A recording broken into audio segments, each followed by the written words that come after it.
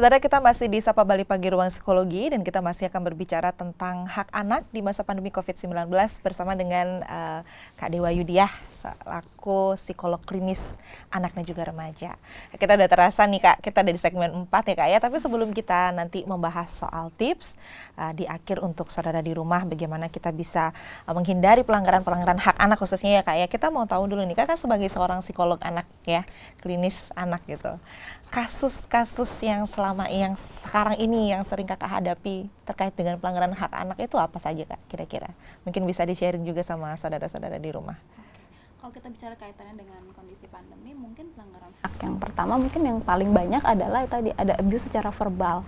Tanpa orang tua sadari, ketika misalnya dia harus menjalankan dua peran secara bersamaan, itu membuat orang tua menjadi lebih responnya lebih negatif kepada anak gitu, baik dia kemudian membentak, baik kemudian memberikan kata-kata yang kurang pantas disampaikan seperti itu, dan juga muncul kebosanan dan penurunan kemampuan anak belajar karena tadi stimulasi yang diberikan kurang optimal karena hanya mengandalkan waktu aktivitas lewat Zoom yang hanya cuma 30 menit misalnya, sisanya anak-anak ya menghabiskan banyak waktu dengan paparan gadget, padahal kan balik lagi pada beberapa usia anak-anak belum cukup mampu untuk membatasi tayangan-tayangan tersebut. Berarti memang berpengaruh juga terhadap akademik gitu ya, iya, pola benar. belajar anak iya, juga.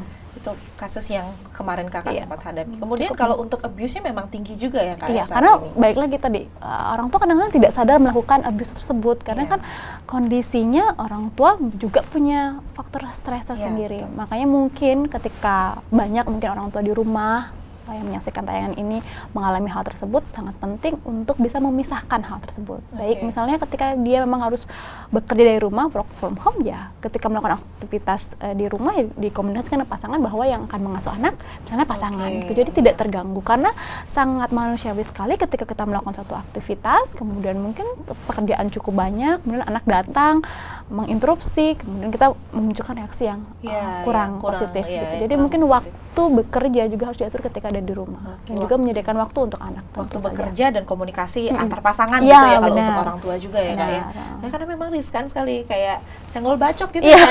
Kita lagi stres dengan kerjaan, kemudian anak datang rewel.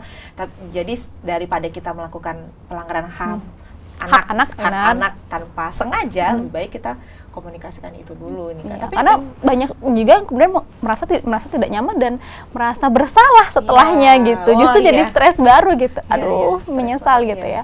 Tapi untuk itu ya perlu disisati dengan misalnya tadi pembagian waktu kerja, pembagian tugas dan kewajiban, atau memang kalau dianggap perlu misalnya perlu beberapa pekerjaan perlu didelegasikan ke orang lain seperti itu. Misalnya kalau saat ini mungkin sulit untuk memasukkan orang baru ke dalam rumah karena kondisi pandemi, mungkin beberapa hal yang bisa dilakukan dengan dia aktivitas didelegasikan dengan orang lain bisa dilakukan. Misalnya ada beberapa yang kemarin datang ketika konsultasi, misalnya nggak ada waktu untuk cuci baju dan lain sebagainya. Kalau memang masih ada dana ya bisa dilimpahkan ke pihak yang lain.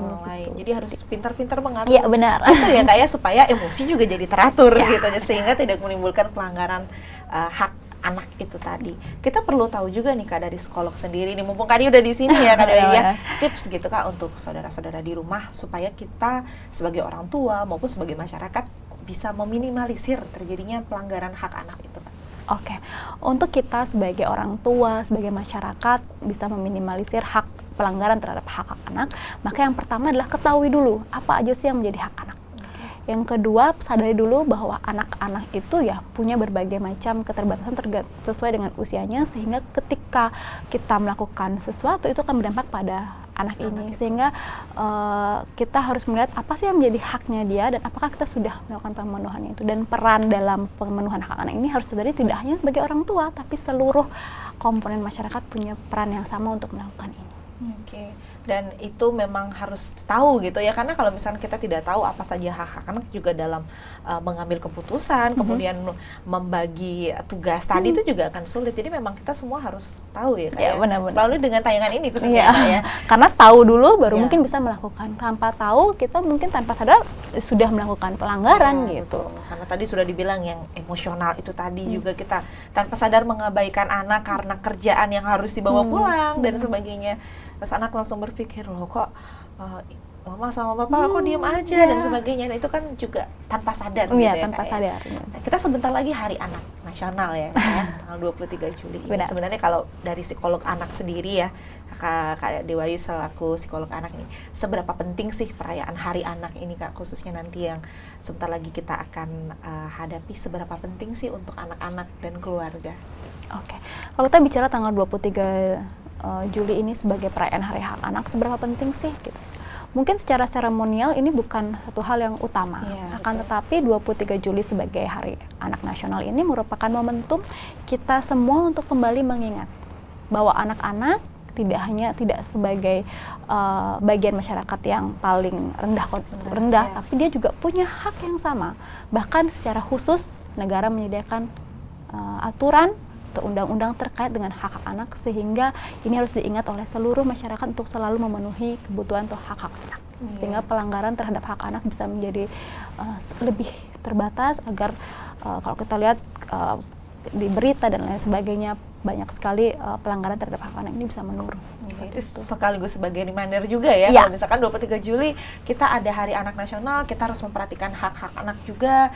Kemudian nanti kita juga harus lebih aware dengan kasus-kasus di lingkungan ya, Kak, ya.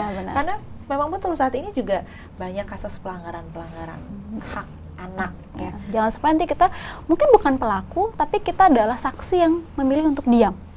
Ketika ada permasalahan, sehingga jangan sampai kita tidak membantu anak untuk menghadapi atau mendapatkan haknya sebagai individu. Baik, Kak, sebagai seorang psikolog nih, kan memang kita saat ini di masa pandemi terutama ya, Kak, ya, kita tidak hanya harus memperhatikan kesehatan fisik tapi juga kesehatan mental, dan HIMSI sendiri juga telah menyediakan layanan konsultasi gratis, Kak, ya. Mungkin bisa diinfo juga kepada seluruh saudara di rumah, kapan gitu kira-kira, khususnya orang tua ketika harus butuh profesional, ketika ada mulai masalah begitu atau keluhan dengan anak yang tidak bisa dihadapi sendiri, kapan bisa harus menghubungi profesional begitu. Mungkin bisa sharing juga di saudara di rumah sebagai penutup. Benar. Ketika kita misalnya mengalami berbagai permasalahan, khususnya kondisi pandemi COVID ini, kita sadar bahwa seluruh aspek kehidupan kita terdampak. Baik aspek fisik sampai ke aspek ekonomi juga terdampak. Fisik, emosional, ekonomi tentu akan memberikan dampak yang luar biasa pada kita. Jika misalnya masyarakat di luar sana mengalami kondisi yang stres tanpa berkepanjangan, tanpa berkesudahan, kemudian mulai mengalami gangguan baik tidur, gangguan pola hidup sehari-hari, kemudian juga mulai merasa tidak mampu mengatasi permasalahan sendiri, maka penting untuk menghubungi profesional termasuk psikolog. Apalagi layanan psikolog saat ini sudah memberikan layanan terkait dengan kondisi pandemi ini, sehingga bisa menghubungi layanan tersebut hingga mendapatkan layanan yang lebih baik. Iya, dan itu tidak hanya penting untuk kita pribadi ya, Kak Dia, ya, khususnya terkait dengan tema kita hari ini, juga supaya kita bisa meminimalisir terjadinya hal-hal yang tidak diinginkan karena stres dan emosi tadi, sehingga tidak dilampiaskan ke anak. Gitu ya, Kak. Karena balik lagi, untuk menjadi orang tua yang baik, untuk menjadi bagian masyarakat yang berpartisipasi aktif, kita juga perlu kesehatan mental untuk diri kita sendiri. Jadi untuk bisa menolong orang lain, kita harus menolong diri kita sendiri dulu. Untuk menjadi orang tua yang bisa mengajarkan anak untuk mengatasi resilient terhadap kondisi ini, kita juga harus resilient terlebih dahulu. Jadi kalau kita bisa membantu diri kita, kita akan bisa membantu anak. Baik, itu quote kita hari ini ya. Kalau kita bisa membantu diri kita, juga kita pasti bisa akan membantu anak. Tapi memang betul kita peran orang dewasa ya, Kak, ya. Dan kita yang mendampingi anak-anak sehingga nanti anak-anak bisa tumbuh maksimal, hak-haknya juga terpenuhi, sehingga nanti juga berguna untuk keluarga dan nusa dan bangsa. Ya. Baiklah, Kak Dewayu, terima kasih banyak atas waktunya. Terima kasih, kita tidak terasa udah ngobrol 4 segmen. Mudah-mudahan apa yang telah kita sampaikan juga hari ini bisa didengar oleh masyarakat semua, masyarakat dan saudara-saudara yang sudah menonton tayangan ini, dan bisa diaplikasikan juga untuk anak-anak. Terima kasih, Kak. Ditunggu selanjutnya lagi. Selanjutnya. Dan saudara, itu dia tadi perbincangan Nitya dengan narasumber kita hari ini ya. Ada Dewayu Tri Paramita Putri Nida, SPC MC Psikolog, seorang psikolog anak, seorang psikolog klinis anak dan remaja. Dan tentunya juga Nitya ingin mengingatkan kepada saudara di rumah untuk bisa menyaksikan tayangan Sapa Bali Pagi Ruang Psikologi di channel YouTube kami di Kompas TV Dewata. Kemudian siaran ini juga bisa Anda dengarkan di Radio Sonora Bali FM 98,9. Dan saya Dewi Nitya mewakili setiap kru yang bertugas mengucapkan terima kasih juga atas perhatian dan juga kebersamaan Anda. Selamat pagi, selamat beraktivitas, dan jangan lupa untuk tetap menerapkan protokol kesehatan agar kita bisa tetap sehat dan juga menjalani aktivitas beraktivitas tentunya dengan baik. Om Santi Santi Santi Om. Nah, terasa saya